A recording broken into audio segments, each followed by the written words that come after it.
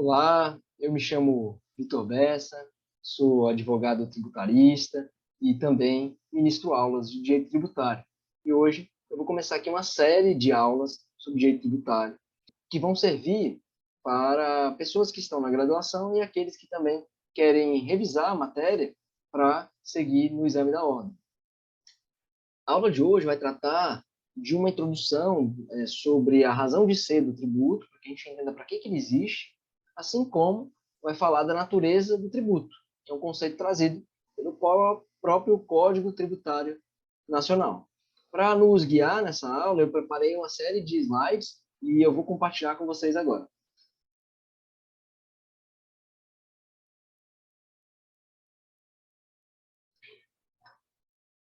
Muito bem, como eu disse, a introdução é necessário ser feita para que haja a compreensão de que a tributação, né, o direito tributário, que é parte de um sistema no nosso país, possui conceitos e que esses conceitos fazem sentido, que, na verdade, a tributação faz sentido de ser. Né? Por que existe um poder do Estado de se apropriar ou retirar do cidadão, né, das empresas, um recurso, uma receita? Para que isso serve? O nosso sistema tributário ele é instituído pela Constituição da República Federativa do Brasil, de 1988. E também tem muitos dispositivos, né, que regem esse sistema através da Lei número 5.172, de 26 de outubro de 1966. E aí já vem o primeiro questionamento, né? Como é que uma lei de 1966 trata de um tema que é vigente hoje, numa nova ordem constitucional que foi instituída em 1988? É porque existe um instituto no direito constitucional que é chamado de recepção das leis, e nesse caso foi o que ocorreu. A Lei 5.172, de 1966, foi recepcionada pela nossa ordem constitucional. Além disso, é importante frisar que a legislação constitucional no Brasil ela é versada por leis complementares, como é o caso da 5.172, por leis infraconstitucionais, por decretos, portarias, por regulamentações normativas, certo? E normas regulamentares, quero dizer, né? E a competência é distribuída entre os entes federais, né, o ente federal, estadual, distrital, que corresponde ao Distrito Federal, e municipais. Né? A razão de existir da tributação é muito bem versada pela obra do professor Hugo de Brito Machado, que diz, eu vou citá-lo agora, então abre aspas, a tributação é, sem sombra de dúvidas, um instrumento de que se tem valido a economia capitalista para sobreviver. Sem ele, não poderia o Estado realizar os seus fins sociais, a não ser que monopolizasse toda a atividade econômica. O tributo é, inegavelmente, a grande e talvez única arma contra a estatização da economia. Fecha aspas. Então, assim, se para que o Estado possa, né, conviver harmonicamente com a iniciativa privada, é necessário que haja uma exigência de tributos, o tributo logo serve justamente para mediar a existência de um Estado diante de um modelo econômico capitalista, como o que vivemos hoje. É através da receita pública que o Estado vai realizar suas atividades. E para que ela não precise se apropriar de toda a atividade econômica, hoje pertencente grande parte à iniciativa privada, né, correspondendo isso ao princípio da livre iniciativa, o Estado precisa de receita proveniente justamente da atividade econômica privada. E aí faz as suas exigências para que possa realizar suas prestações. Eu vou dar um exemplo prático e atual, seria a vacinação. Se não houvesse receita pública, jamais teríamos, através de um sistema público, vacinado grande parte aí da população diante pandemia de Covid-19, porque não teríamos, o Estado não teria receita o suficiente para adquirir a mercadoria, a vacina, e também para organizar a atividade de vacinação. Logo, é para isso que nos serve a tributação, para muitas outras coisas. Esse foi apenas um exemplo e contextualizando. Passada, então, essa introdução que nos traz à luz de que por que é que necessita existir um sistema tributário e arrecadação pelo Estado, vamos tratar da natureza da tributação.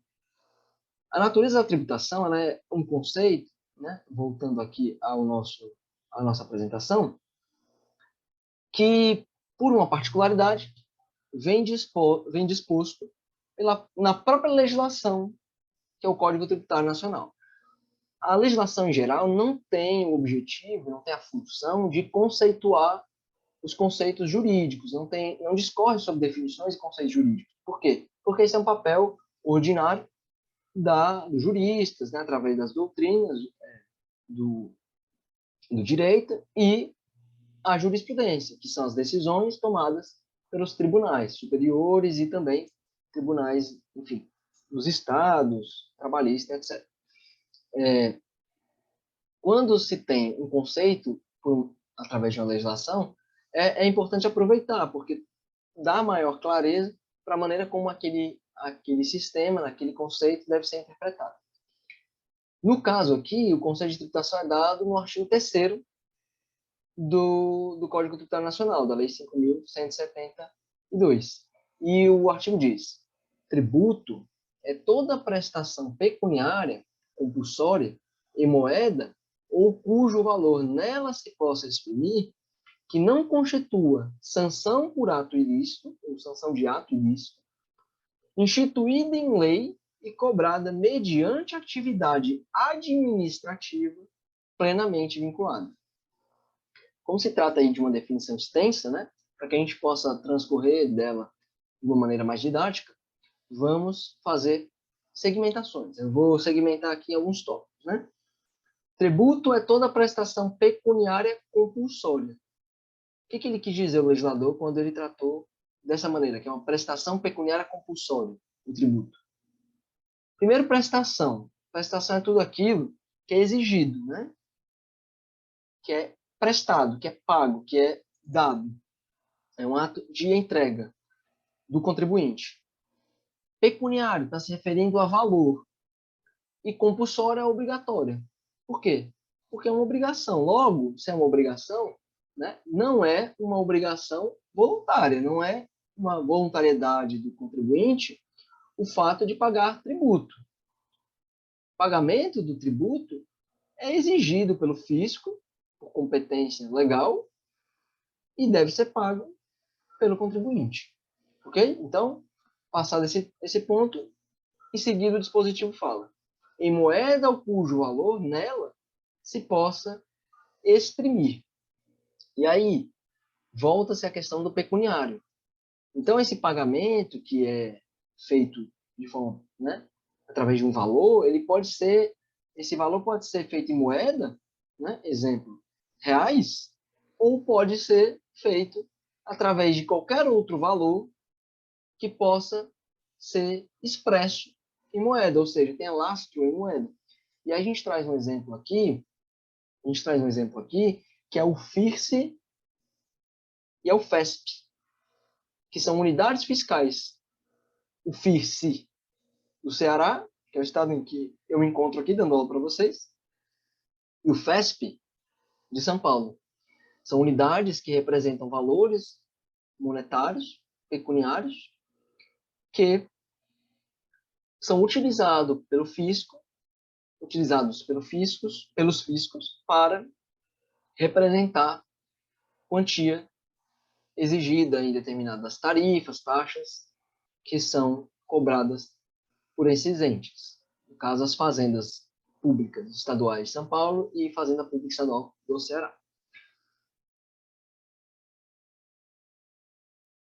A Lei Complementar 104 de 2001 acrescentou a dação em pagamento de imóveis como causa de extinção do crédito tributário. E uma possível pergunta, então, que pode ser feita aí para o estudante é o seguinte: lei estadual, distrital, municipal pode prever uma forma nova de extinção do crédito tributário, que já não tem a previsão, que ainda não tem a previsão numa legislação federal? A resposta se encontra no acórdão da ADI, Ação Direta de Inconstitucionalidade, 1917, que diz que não pode ser estabelecida uma nova regra de licitação que não seja através de lei federal. A emenda desse acordo, né, versa da seguinte forma: lei ordinária distrital, pagamento de tributos, de débitos tributários por meio de dação em pagamento. Hipótese de criação de nova causa de extinção do crédito tributário. Ofensa ao princípio da licitação na aquisição de materiais pela administração pública. Confirmação do julgamento cautelar em que se declarou a inconstitucionalidade de lei ordinária distrital, lei do Distrito Federal. 1624 de 97. Por que é que trata de licitação aqui? É porque os modos de aquisição por meio, né, de bens ou de valores monetários do ente é feita através de uma licitação, que é um instrumento criado para que se faça a aquisição de bens. Se o crédito tributário, que é um débito, né, vai ser pago através de um bem móvel, que seria adquirido, como que era a Lei 104, que a gente tratou ainda há pouco, se vai ser adquirido um bem móvel, isso teria que estar, então, previsto através de uma lei licitatória. E a competência para legislar sobre lei de licitação, né, regulamentando licitação, é só da União, uma competência federal. Então, não poderia o Estado avançar sobre essa competência. Logo, a ADI declara inconstitucional justamente essa invasão de competência, usurpação de competência do Estado sobre leis licitatórias, tornando então inconstitucional a possibilidade de uma nova forma, não prevista em lei federal, de extinção do crédito tributário, que seja pela aquisição de bens móveis, ou no caso, dação em pagamento, né, para a extinção de crédito tributário de bens móveis. A próxima etapa desse dispositivo que a gente vai tratar vai falar sobre a constituição que não constitua o tributo sanção por ato ilícito. Ora, como assim, professor? Não pode, então, uma atividade ilícita ser tributada? Quer dizer, se a pessoa ela rouba um determinado valor e aquele valor está disponível ali na conta dela, existe um acréscimo patrimonial, ela não é cobrada, e eu que trabalhei suado para botar aquele dinheiro na minha conta, eu sou cobrado. Quer dizer, o traficante é pego traficando aí uma quantidade enorme de drogas, tem um proveito econômico com a atividade ilícita, e ele não é cobrado, e eu sou para trabalhar e 27,5% de imposto de renda? Não, não é bem assim, né? Não faria sentido, lógico, dentro desse sistema, que não se pudesse tributar uma atividade ilícita só por ser ilícita. Quando o dispositivo fala que não constitua sanção por ato ilícito, ele está frisando a questão da sanção. Ele está dizendo, bem, não pode ser uma sanção. O tributo não se presta a ser uma sanção. Ele é uma cobrança, né? Ele é uma exigência sobre uma atividade, sobre uma conduta determinada pela lei, né? Que vai se dar o nome de hipótese de incidência e, quando praticada, de fato gerador. Isso a gente vai tratar aí nas aulas seguintes, conceituando esses pontos. Muito bem, então, a atividade ilícita, como, por exemplo, né, o tráfico de drogas, que renda alguma coisa, pode ser exacionado, pode ser cobrado tributo sobre essa atividade. E não pode é fazer uso do tributo como sanção. Um particular bem curioso dessa parte do dispositivo é o princípio que se aplica para justamente cobrar quando há uma atividade ilícita envolvida naquele fato gerador. Chama-se princípio do pecunia non olet, que é uma frase, né, em latim, que se atribui a Vespasiano, que é um imperador romano, que cobrava à época tributo para a utilização de banheiros públicos. E alguém próximo a ele, talvez o filho dele, perguntou, bem, mas aí a gente vai cobrar algo tão sujo né? Assim, você vai cobrar a utilização de banheiro?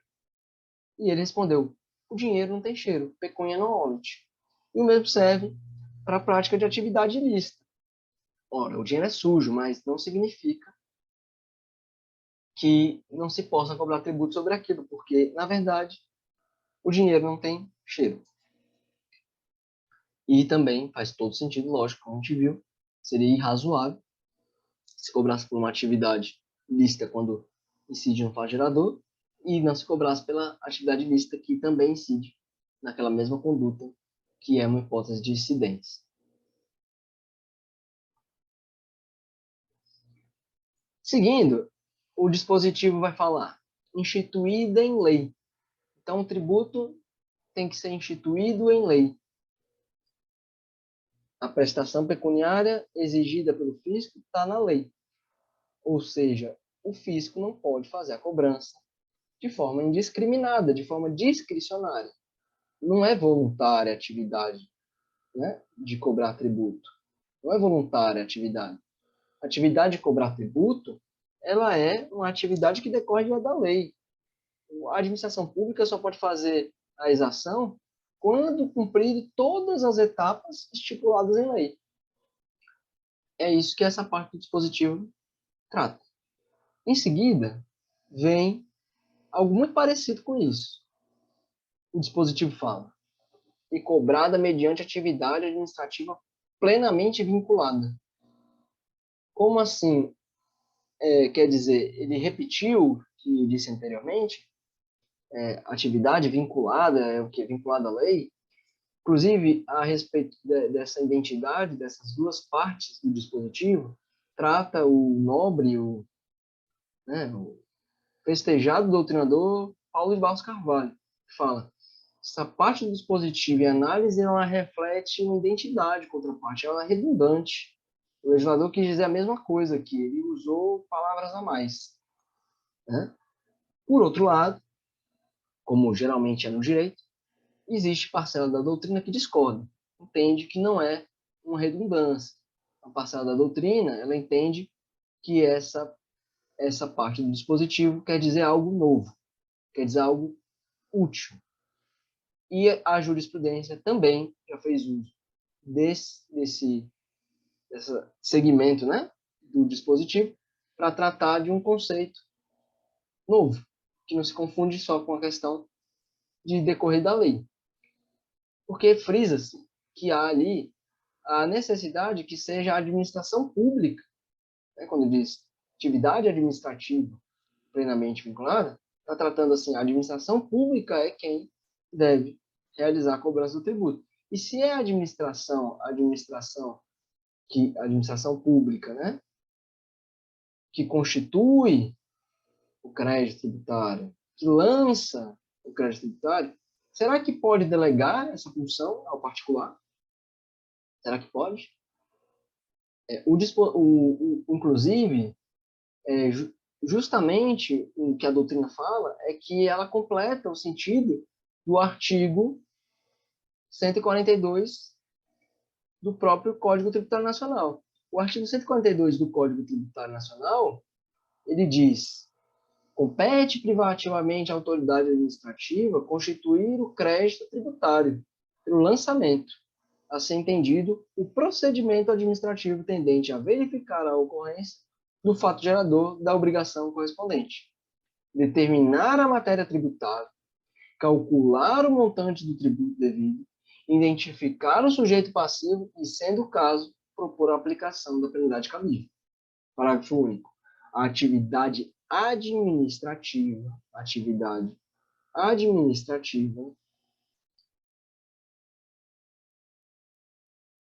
é vinculada e obrigatória, sob pena de responsabilidade funcional. Então, é a atividade administrativa, né? E aí, remete justamente à questão de que não se tem identidade nessas duas parcelas do dispositivo, porque aqui vem tratar de uma questão particular da administração pública, que não pode delegar sua atividade de cobrança de tributo a um particular ou a quem quer que seja. A competência é exclusiva.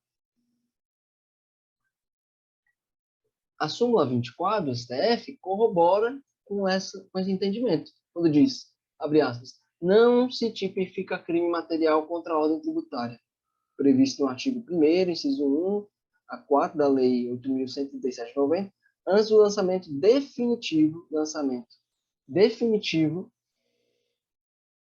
do tributo. Lançamento definitivo do tributo. É dizer, já que apenas a autoridade administrativa pode, no sentido de dever, pois a atividade é vinculada, constituir o crédito tributário, nenhuma outra autoridade, nem mesmo judicial, pode substituí-la.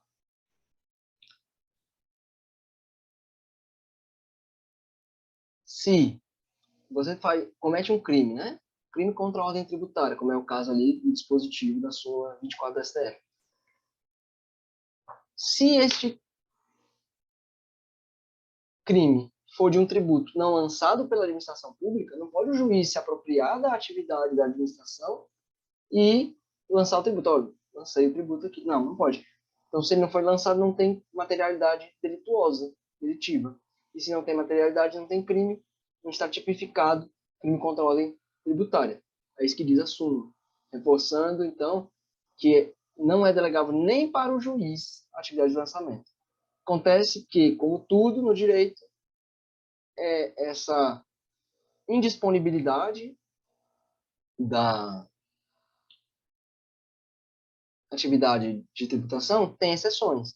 E aí a súmula 436 do STJ que vai dar uma exceção já a essa regra, quando diz que o contribuinte pode declarar, né, o débito espontaneamente, e isso é a constituição do débito, dispensando qualquer outro ato da administração tributária. Então, seria justamente o contribuinte se valendo da atividade de lançamento, que seria particularidade da administração tributária, a atividade de dizer que há um débito tributário, quando ele faz a denúncia espontânea do débito.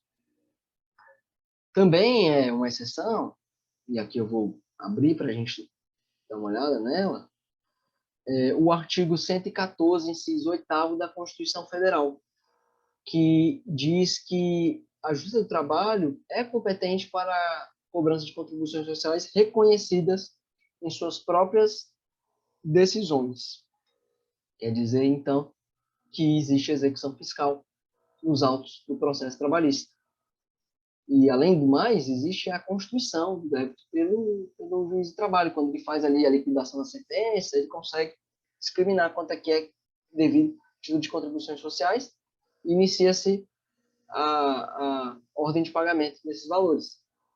Portanto, ele é lançado como exceção à regra da administração pública ser quem detém o poder, dever de tributar.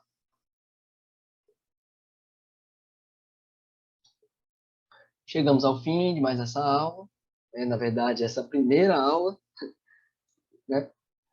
Uma primeira aula aqui de direito tributário, tratando do tema da definição de tributo que existe no Código Tributário Nacional, artigo 3º.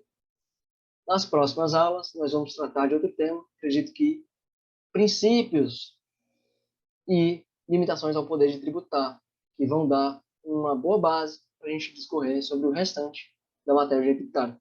Tão interessante, tão apaixonante. Então, por favor, se você gostou do conteúdo, se inscreve no canal, deixa a sua opinião nos comentários e clica aí em gostei, se for o caso. E por hoje é só, ficamos por aqui. Obrigado, tchau, tchau.